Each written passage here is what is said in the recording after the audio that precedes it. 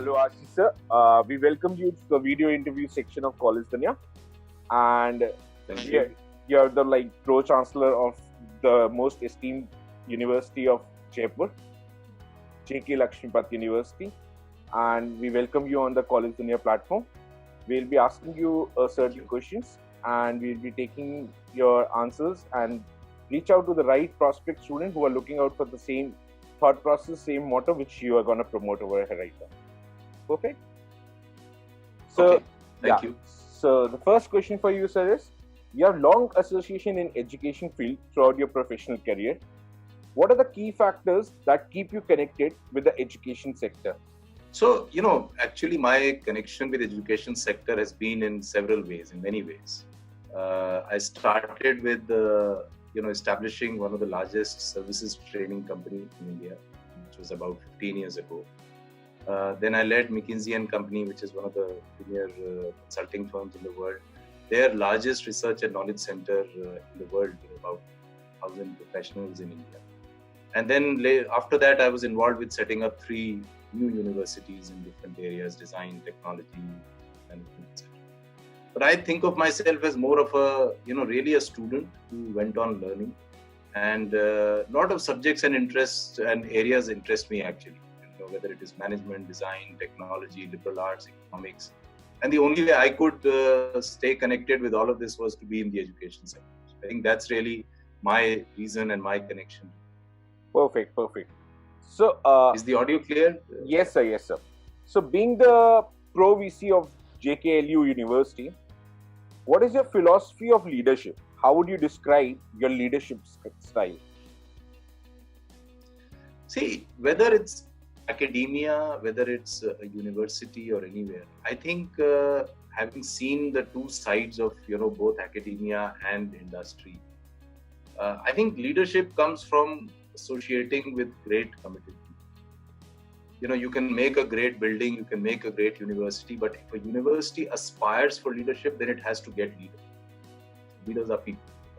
And these are faculty, most importantly faculty, but also administrators, people who are open to learning, people who can push themselves to do better, people who like to innovate, and my preference always has been to, towards some bold moves rather than do incremental things. And from that standpoint, I think, call it the leadership style or call it what I like to have people around me are people who are also interested in doing something big, making a difference. So I think that's really what motivates and makes things happen. And academia, unfortunately, has been very hierarchical. And at least for me, personally, hierarchy should be in thoughts and ideas and not necessarily in roles and people. So if you have a group of, academics in a room, anybody can have the biggest idea. And that's really what should determine, how the leadership shapes. I don't know if that sort of gives you a sense or an idea of what I'm trying to do. Perfect. So, how does the curriculum of JKLU ensure the best practice of the industry? The only way I believe to be connected with industry and make sure that the curriculum flows into the industry or the industry flows into the curriculum is to work closely with the industry. Sometimes people just read and, look at what is happening and try to imbibe. I think the real way is if you start working closely with industry, then automatically the curriculum starts to reflect what is new, starts to reflect what is cutting edge. Specifically, what we are doing is, we've made sure that a large number of very senior practitioners, these are heads of operations, heads of marketing in companies, heads of sales, people who develop and work on large software projects. These are people who come and co-teach courses at JKLU. So many courses at JKLU are taught by a combination of a faculty and an academic profession. That I think makes a big difference. We also have a lot of very senior industry mentors who individually, personally mentor our students, particularly the more senior, the MBA students. I think the other thing we've done is brought in a set of courses which are offered in partnership with industry. industry players. So, for example, we were among the first universities in the country to offer courses in robotic process automation with UiPath, which is a leading company in this space globally. We've recently launched a BBA in fintech, banking and financial services, with companies like FinCare Small Bank, which is a leading financial services organization now. So I think these are some of the things which ensure that it is not just theoretical connect with industry, but it's real. We have centers of excellence. We have a center of excellence in design and steel with Jindal Stainless. We have a center of excellence in packaging with JK Paper. So I think these are all ways in which our students get exposed to whatever is the latest in industry. And also we have a lot of industry people who come and interact with our students. So I think that's really what I feel helps us keep the curriculum very, very current. So JKLU is emerging as one of the leading institutions on the educational horizon of the Northeast India. You are one of the leading education institutions in Rajasthan. Tell us about the efforts which has you put in to taking it to that level, and how do you plan to take JKLU to even greater heights? See, our journey is not very long, and we take pride in saying that we are a young university. So the good thing is that we don't have, a lot of historical baggage. We can do things very quickly. In academia, that is the biggest problem. People have a lot of ideas, but they can't make change happen because there is a lot of baggage in this. We have the advantage of being new, and 3 years ago we decided to take a very deliberate path. And we said, look, the world now is really about innovation. And for a university, it's even more important. The students who come to us, frankly, our responsibility is not only to look at what is happening today, what will be happening 4 years from now or 6 years from now when they are going to graduate and they are going to become leaders. So we have to be even more focused on the future, even more focused on innovation.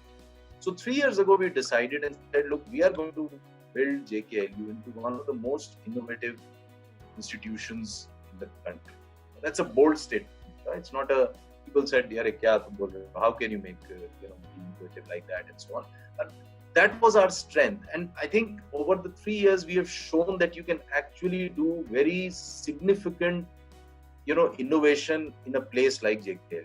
So I'll give you some ideas. We've completely reimagined our programs. This year, we are introducing 56 new programs. Right?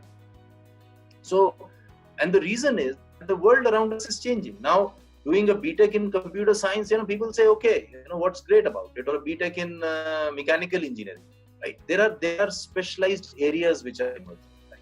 If you want to do data science, do that. If you want to do information security, do that. If you want to do interdisciplinary studies, do that, right? In design, the traditional areas used to be interior design and, jewelry design and so on, or fashion design. But the real change which is happening now is in areas like interaction design, interdisciplinary design, product design. So what we have done is brought in courses like that, which are really, really cutting edge, which are bringing in the best from around the world. And students then have a lot of choice. So that's one thing. Reimagined our program. The second is we've reinvented our curriculum. So in each course, whatever we are teaching, every year is different from the previous year. And the pace of that change is now very fast, because if we don't change, so quickly, our curriculum will become outdated, as it has become outdated in so many places, right? So reinventing the curriculum, and not just once, but relentlessly looking at what should we do different, has been the other thing. The third is we have brought new way of teaching. And I'll give you this is something interesting students should know. We have now learned so much more about how the human mind works, how the brain works, right? We know that every human being has a 10-minute attention span.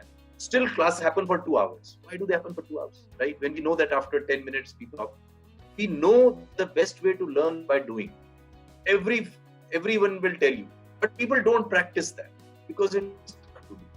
So what we have done is we have said, look, these are not theoretical concepts. We went around the world to figure out does best project-based learning. and we found that All In College in Boston does it best. They are the gold standard.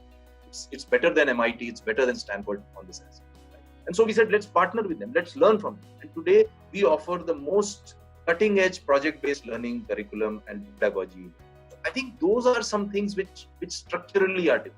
And then it's a matter of bringing in faculty with global expertise. There is no shortcut to it. You can't go to great heights without people who can take you there. Right? So if you have to run, or if you have to do a race in Formula One, then you need Formula One cars and Formula One drivers. Right? So that's really what has been the focus of change, you can call, or what we have. So, what would you like people to know about JKLU that they may not know right now? That's hard for me to say what people don't know, but I think a lot of people don't know enough about us, because one, we are still and we will continue to be a small university. See, our principle is serve few students but serve them well. Right? So we are not looking at becoming a 10,000 people or 20,000 student university. We are quite happy working with a small number of students. Our classes tend to be small. Our faculty to student ratio actually is better than some of the IITs, because we have that much strength in faculty. For every faculty we have no more than 12 students. So I think our focus has been, and what people should know is the kind of opportunity we have with us, and they are very unique. For example, our students are going to IIT to spend a semester. That doesn't happen in many places where you can take admission and then go to IIT for a semester. Our students are earning 2 degrees, one from India, some of our students, one from India, one from premier institutions and universities like University of Massachusetts Amherst. Right? People are learning to build through this project-based learning methodology. Our design school students are already producing work in 1 year, which is comparable to what students do at NID, institutions like NID. Our placement salaries have seen a 60% increase this year for our MBA students. Right?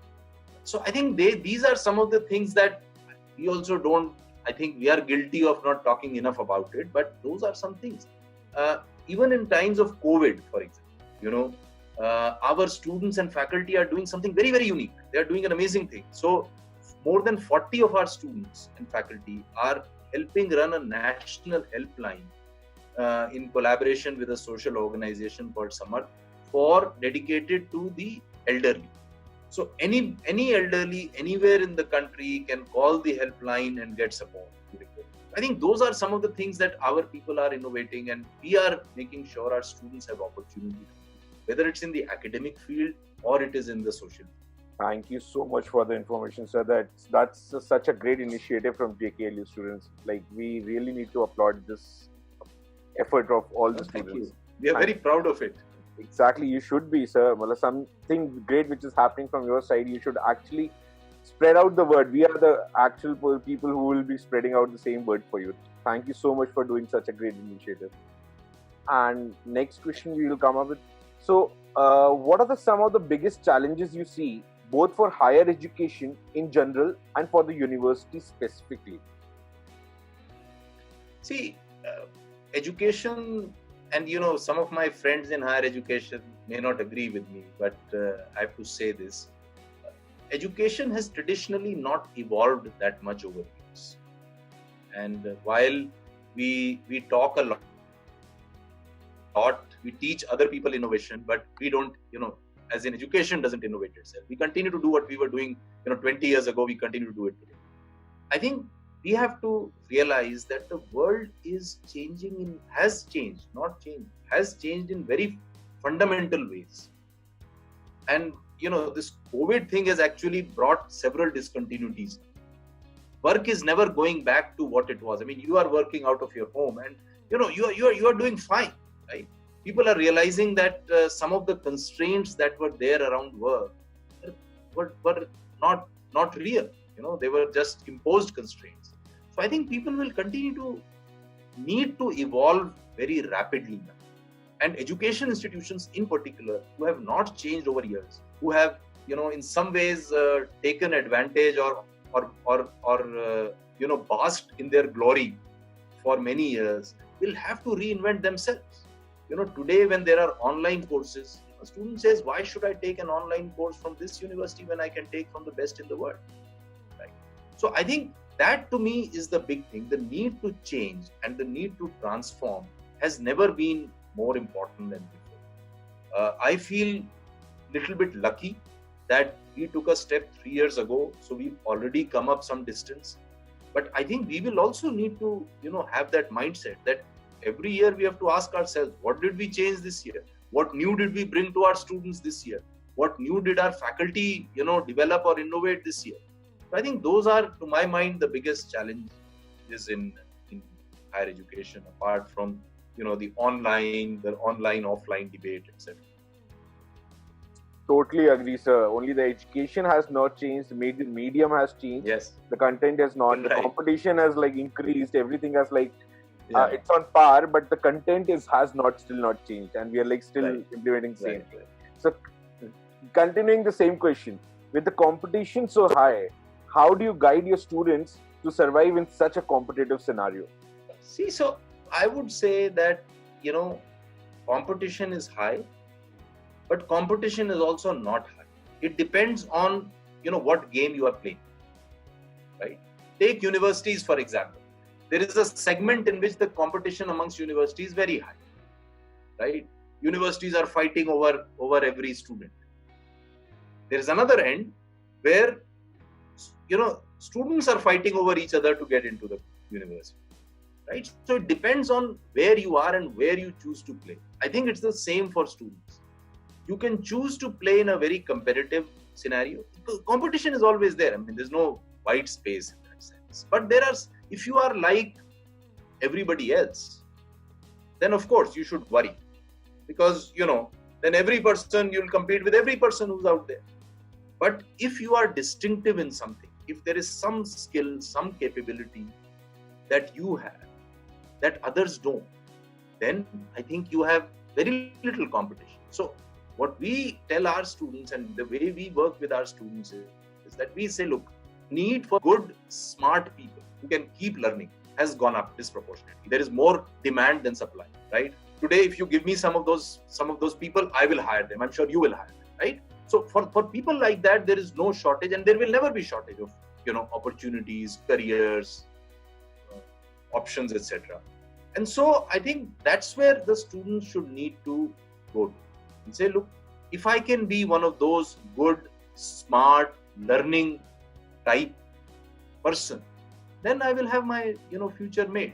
So that's how we are trying to address this competition, so to speak. So in the end, I would like to just ask you one question. Do you have any suggestions you would like to give to the current youth and the aspiring students for JKLU? So maybe I'll I think for students who are looking to get into graduation and graduate programs, this is a very important time. And I really think that it's also tough for them right now, given the whole environment and the uncertainty. So I really feel for them, right? I mean, if I were in the same position, I would also feel very helpless. But the thing to remember is that you can't let 4 months affect 4 years of your studies and then 40 years of your work, right? So think of this as a temporary learning, as a temporary time, which will pass. And you have to be prepared for the world which is going to come. Right? These graduation years are priceless. I think people sometimes underestimate and don't realize what these 4 years or 3 years, whatever graduation you're doing, are worth. These are priceless. And therefore, it's important to find the right place where you spend those 4 years of graduation. My advice to people is look for places which will offer you an opportunity to experiment, which will allow you flexibility, which will give you the opportunity to learn not one but many things. Because when you graduate, it will not be enough to learn only one thing. If you say, look, I only know how to program, I only know how to do even data science, I think it will not be adequate 4 years from now. You should have a multidisciplinary outlook where you have learned several things. Because 4 years later, you will have to bring and combine those things together. And And the capability which will be most valued, in my opinion, will be the ability to integrate. That you can bring these things together. You can bring business, technology, management, liberal arts together. If you can do that, that would be, that would determine your success. That's really what I would say to students. I think the other thing is, be a lifelong learner. Those times of, when you do a graduation and then you are set for life, or you do an MBA and you are set for life, are gone, right? Whatever we learn is good for next 4 years, and then you have to learn new things. So get into the mindset that, look, I'm now going to be learning for the rest of my life. And it doesn't have to be coming back to the university. Sometimes the university will come. So I think those are two things I would say. Such a true word, sir. Thank you so much. I totally understand that you have to learn with every step of life. Every day is a new day, and you need to just accommodate yourselves, learn the new process, and implement them as soon as possible before it phases out in your life. Thank you so much for your time, sir. Thank you so much. It was a great interview, and we'll be visiting Jaipur soon. We'll be sharing the link of the video with you as soon as possible, and we will be visiting Jaipur soon. And let's meet together, because such great motivation. Yeah, no, I think as soon as things open up, come by. Exactly. Such great motivation. All right. Got from you. Thank you so much, sir. Thank you. Have a lovely. Thank you. You guys are doing a great job. So thank you so much, sir. Just informing students and helping them make the right decision is a very, very important role. That's what we want to do. We are actually student-focused platform. We really don't want to just push students into one university or other university. We want the students to have the best decision for themselves, because rightly you said, these are the 4 years which you don't want to miss. These are the priceless years, and you should be the best. You should have best choices over there. Thank you so much, sir. Thank you so much. You have a lovely evening ahead. Thank you so much, sir. Okay, you too. Take care. Bye-bye.